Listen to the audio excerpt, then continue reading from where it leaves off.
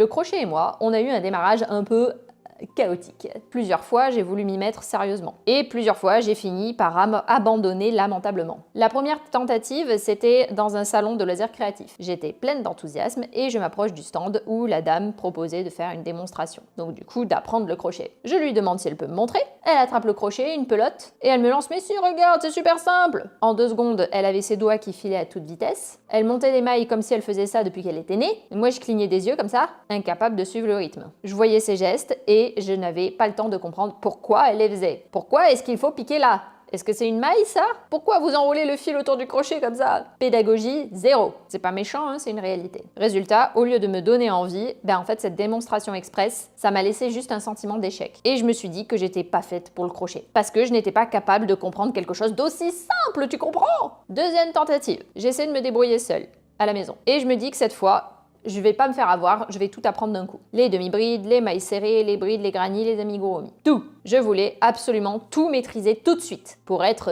une vraie crocheteuse, quoi. J'avais une liste longue comme le bras de points et de techniques à apprendre. Chaque soir, je m'asseyais avec mon crochet et ma pelote et je piochais au hasard. Un coup une maille serrée, un coup un granny, un coup un début d'amigurumi. Le résultat, un festival de projets.